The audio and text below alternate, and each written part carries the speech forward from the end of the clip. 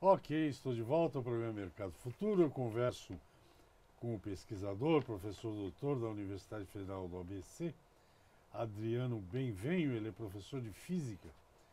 E agora, para ele, perdão, ele está falando dessa pesquisa que eles fazem lá para tentar detectar mais rapidamente a presença da leishmaniose, que se eles tiverem sucesso será um fato realmente importante para o Brasil inteiro, ou quem sabe para outros lugares também, mas especialmente para São Paulo, que tem problema sério. Professor, quem toma a decisão de vamos estudar isso, por exemplo, dessa pesquisa do senhor? Nesse caso, nesse caso não fui eu que tomei a decisão para começar a trabalhar com leishmaniose. Né? Na verdade, o que acontece hoje, né, na pesquisa no Brasil, começou a se tornar muitas redes interdisciplinares. Uma pessoa recebe um problema, nesse caso, né, o professor Marcelo Cristofoletti, que já esteve aqui, ele teve um contato com uma pessoa que está falando, temos este problema. Né? Ele, com esse problema, ele conversou com esse outro professor da Química, o professor Wendel, que incumbiu um aluno que trabalhou comigo diretamente, aluno doutorado dele, hoje já doutor, chama Tiago Cipriano, começou a trabalhar comigo e a partir disso, como que nós vamos detectar essa...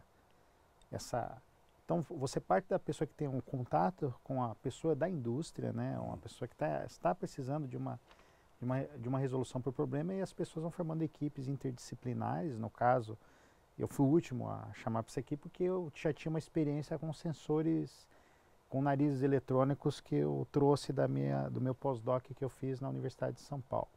Então, como que nós poderíamos resolver esse problema? Daí chegou-se à conclusão que esses sensores, né, poderia ser feito por meio de medidas elétricas, diferenciar esses diferentes anticorpos e saber através dessas medidas elétricas, quais os níveis de anticorpos que nós poderíamos ter numa pessoa. Né? Então, essa foi basicamente a ideia. Então, você tem uma pessoa que, no caso, o professor Marcelo, que tinha o contato e basicamente ele, né, foi discutindo com outras pessoas e naturalmente se formou uma equipe para fazer a pesquisa e tentar determinar algumas propriedades da leishmaniose, como saber qual o nível de anticorpos que você vai ter consegue detectar em uma pessoa. E isso é comum, quer dizer, juntar um professor de física, um de química, um de eletrônica A para resolver. estrutura da universidade já ajuda isso, né? Porque, por exemplo, eu divido já meu gabinete junto com o professor Marcelo. Então, mesmo sendo da área de física, eu não sou nem um perito em biologia, mas nós temos discussões, então você vai chegando, talvez você possa resolver. Uhum. E é uma coisa, eu acho que é o que se espera da ciência do século XXI, né? Você ter redes de pessoas que trabalham com coisas diferentes e tentam resolver problemas do cotidiano. Eu acho que esse é o mais importante.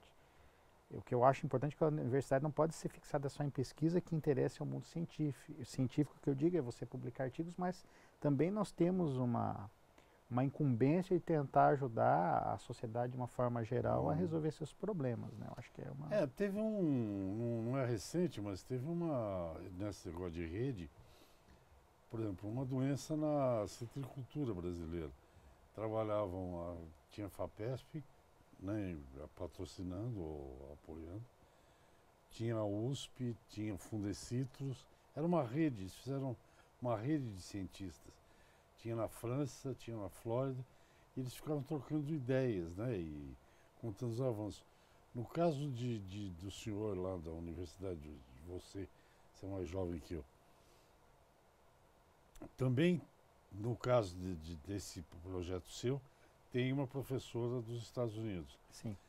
É comum também vocês fazerem uma rede internacional, né? Todo mundo, várias universidades se comunicando e apresentando os seus resultados intermediários. Isso é comum. Sim, geralmente nós temos discussões sobre os resultados que nós obtemos, fazemos análise e vamos discutindo para ver o rumo do que direção a pesquisa está se desenvolvendo. Essa professora que trabalhou conosco, que veio da Universidade do Missouri, passou, eu acredito, 3 meses, ela foi convidada até do professor Wendel, que ela tinha uma colaboração com ele, ela ficou aqui 3 meses, né? é uma pessoa uma pesquisadora mais experiente, então ela teve aqui, ela incrementou o trabalho de uma forma bastante importante, melhorando o conhecimento em algumas áreas que nós não estávamos, não tínhamos um conhecimento muito avançado. Então o que aconteceu foi que essa rede, essas discussões que nós fizemos, fizeram que o trabalho avançasse também, né? Tem a parte de você conseguir fazer as medidas, elas funcionarem, e tem a parte também de você ter uma pessoa que também ajude você a organizar as coisas e as discussões também, né? Eu sou curioso, você falou meio en passant, e eu quero saber que história é essa de nariz, o que é orgânico? Ó, na verdade, né? É uma pesquisa que você fez. Eu fiz várias coisas, né? Então, vamos no nariz. Então a ideia é o seguinte, você tem alguns casos, né, que eu utilizo, por exemplo, você está num ambiente insalubre. Você trabalhar num ambiente insalubre é uma coisa bastante prejudicial à saúde. Então você pode utilizar esses narizes eletrônicos para substituir seu nariz e saber qual o nível de contaminação daquele ambiente com alguma coisa. Na verdade, o intuito dele é substituir o nariz, né, em algumas aplicações, né? Então, por exemplo, Não, eu, por exemplo, agora eu vou falar bobagem, para a gente relaxar.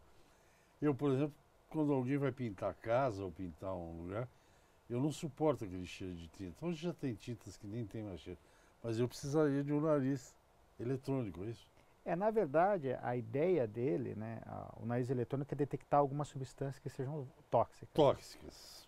Por exemplo, aconteceu isso comigo, o que você acabou de falar aconteceu comigo esses dias que eu também pintei minha casa. Enquanto estava pintando a casa, as tintas não tinham cheiro. A hora que você passa para o verniz já tem Isso. aí você fica aquele... Eu já não, também tenho o mesmo problema, não sinto bem. A ideia do nariz eletrônico é mais para coisas bastante... Mais tóxicas. Mais tóxicas. Por exemplo, está num ambiente que aquilo pode causar a morte de uma pessoa, sim, né? sim.